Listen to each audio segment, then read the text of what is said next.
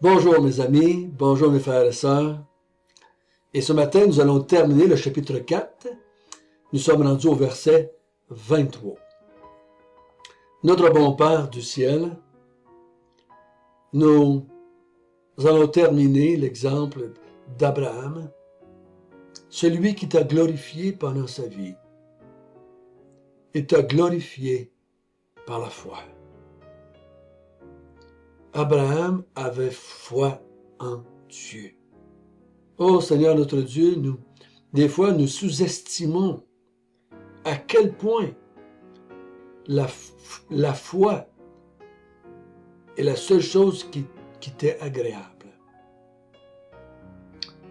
Ton fils Jésus a déclaré un jour pendant qu'il était sur la terre, « Vous ne pouvez rien faire sans moi. Vous ne pouvez rien faire. » Mais je ne vous demande pas de faire quelque chose. Je vous demande de croire en ce que je vais faire. Donc, Seigneur notre Dieu, nous voulons, nous aussi, vivre par la foi, afin que la gloire te soit donnée, maintenant et à jamais. Amen. Ce matin, ça va être un peu un résumé du chapitre 4 qu'on va faire. Chapitre très important. Que la vie chrétienne, c'est une vie de foi. Paul a fait une déclaration phénoménale à la fin du chapitre 3. Après avoir dit, au début du chapitre 3, il n'y a pas un seul juste, pas même un seul, nul ne fait le bien dans ce monde. Personne n'a la crainte de Dieu. Tous sont privés de la gloire de Dieu parce qu'ils ont péché. Il déclare par la suite, nous croyons que l'homme est justifié par la foi sans les œuvres de la loi. À cause de ce que Dieu a fait avec Jésus-Christ, à cause de leur action, à cause que Dieu a offert en sacrifice Jésus-Christ comme victime expiatoire, à cause que Jésus-Christ a accepté d'être une victime expiatoire pour nos péchés, et qu'il a versé son sang sur le propitiatoire, Paul déclare, nous croyons que l'homme est justifié par la foi sans les œuvres de la loi. Ceci enlève force à tous les mouvements religieux. Ceci bannit ou bannit tous les mouvements religieux du monde et de toute l'histoire. Par cette parole, par ce verset, Paul rend nuls les efforts humains, les religions humaines, les commandements humains.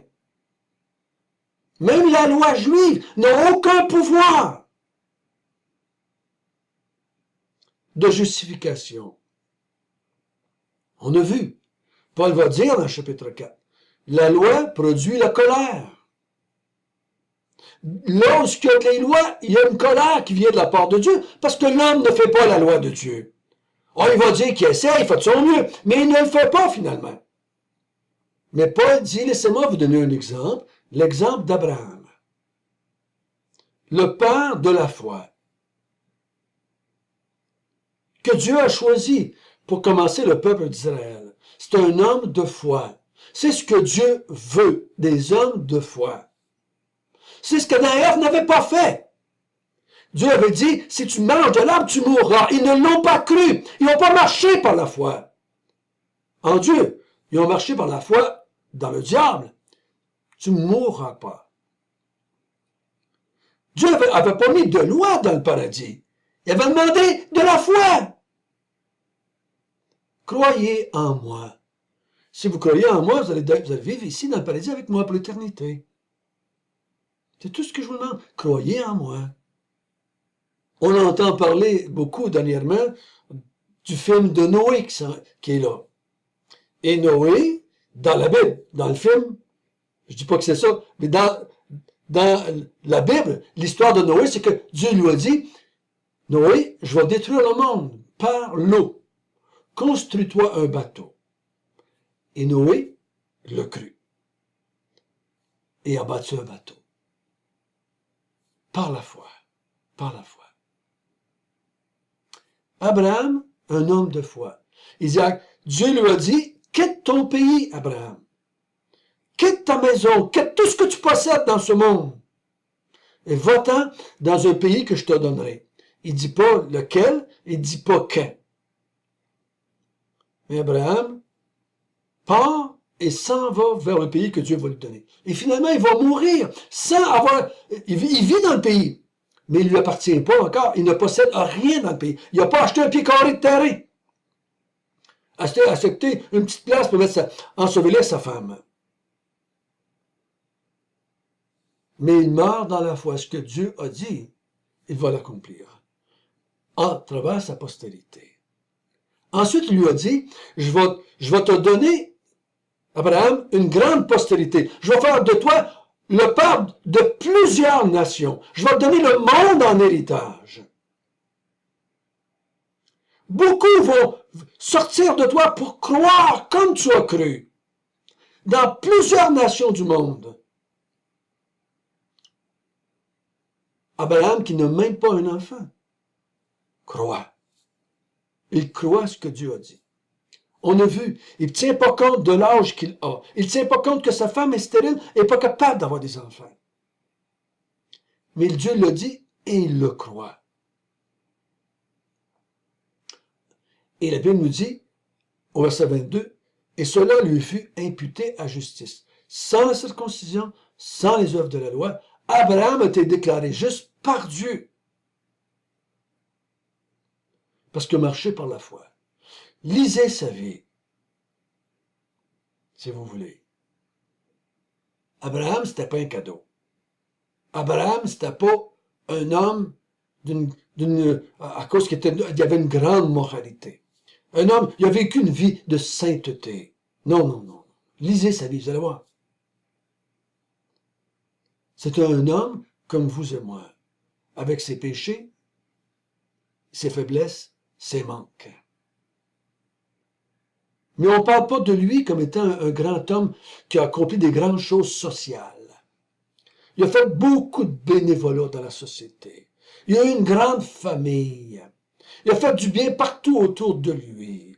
Il était tellement patient. Non, on ne parle pas d'Abraham. Il n'est pas cité à cause de ça. Abraham, quand on en parle dans la Bible, on pense qu'il était un homme de foi. Il croyait en Dieu. Et il croyait que ce que Dieu déclare, ce que Dieu promet, il va l'accomplir. Même si ça nous semble à nous impossible, humainement parlant. Et même si on déclarait c'est impossible, ça contredit toutes les lois de la nature. Nous croyons que Dieu est au-dessus des lois de la nature.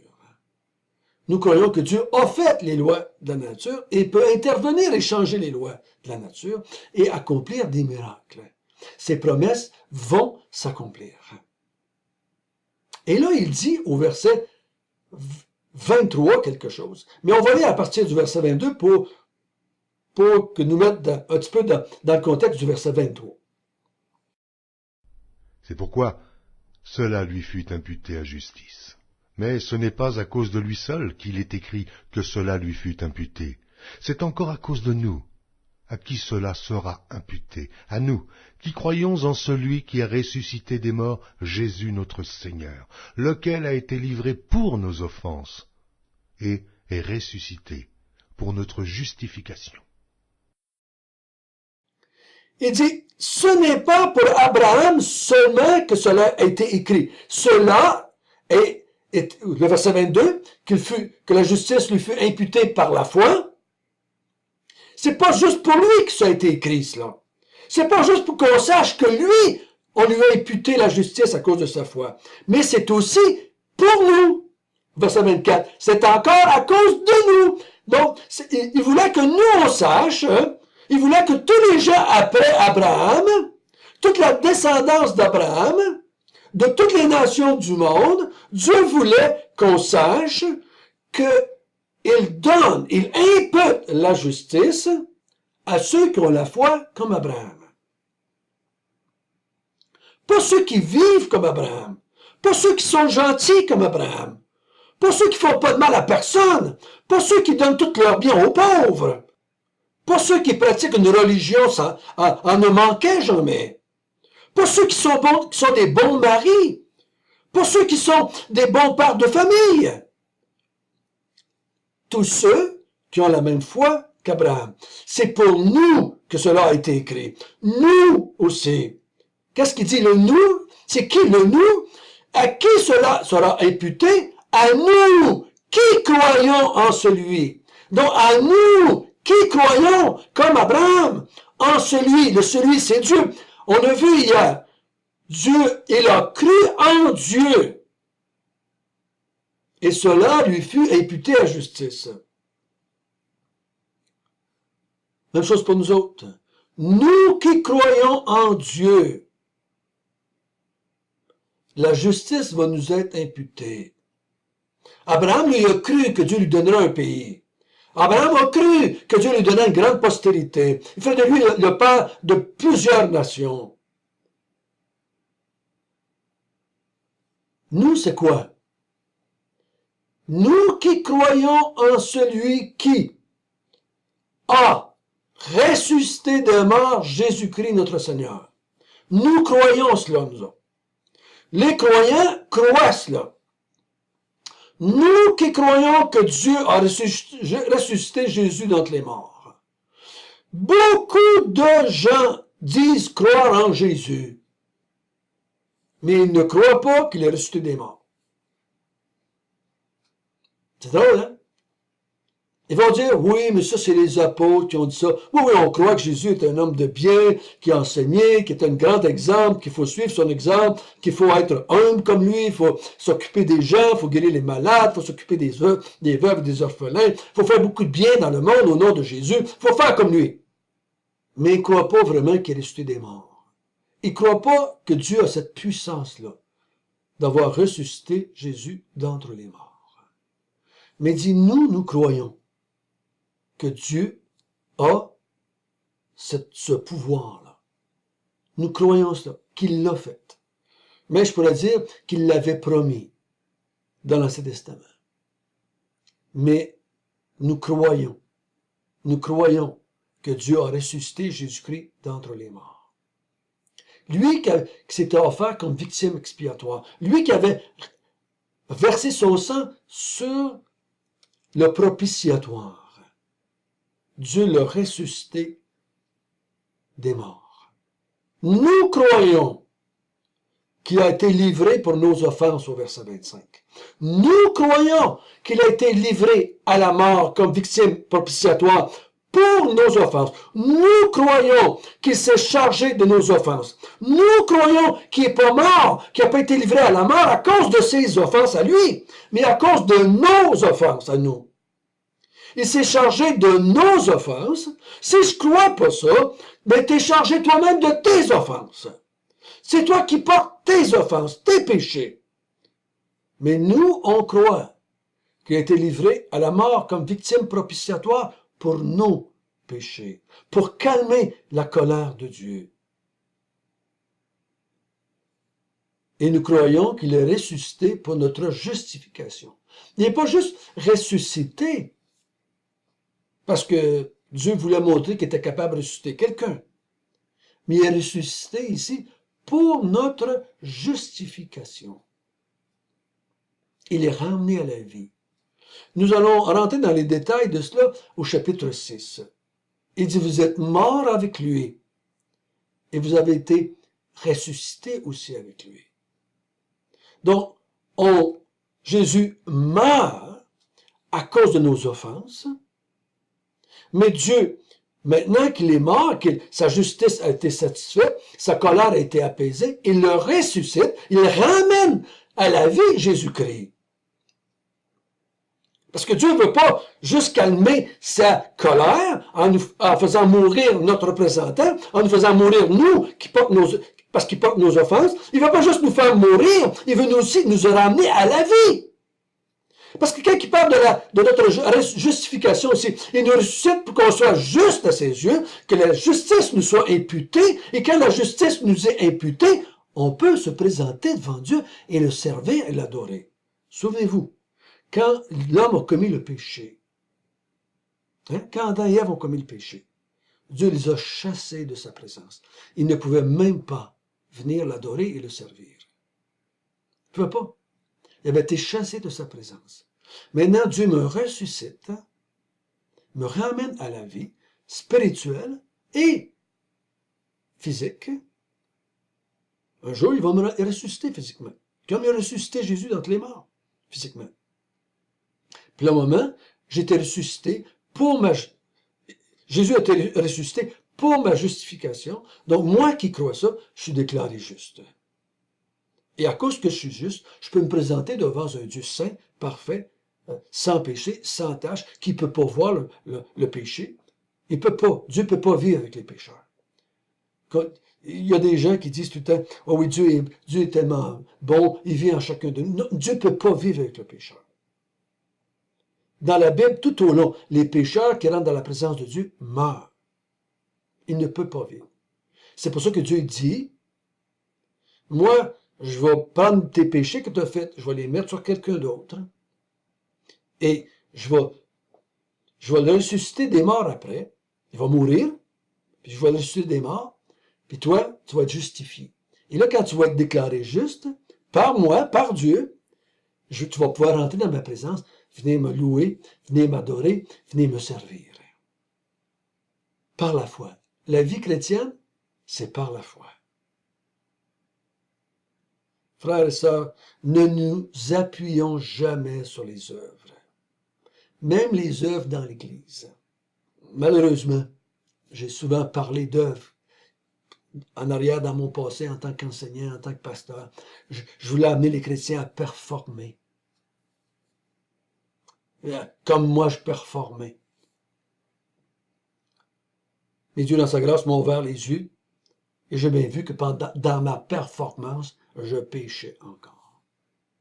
Plus je pensais qu'il fallait que je performe, plus je péchais. Ben, je n'arrivais jamais à performer comme je pensais que je devais performer. L'hypocrisie naît, le mensonge naît, l'orgueil naît de ces choses-là. Mais par la foi, si vous voulez encourager quelqu'un, présentez-leur les promesses de Dieu, la parole de Dieu, et invitez-les à vivre par la foi. Et Dieu va être glorifié. Notre bon Père du ciel, merci de tes bontés. Merci que tu nous as justifiés. Tous ceux qui croient que Jésus-Christ a été livré pour nos péchés et que Dieu l'a ressuscité des morts pour notre justification. Oh, quelle belle vérité, quelle belle promesse. Donne-nous, Seigneur, de toujours vivre par la foi. Donne-nous de toujours croire que l'homme est justifié par la foi sans les œuvres de la loi. Au nom de Jésus.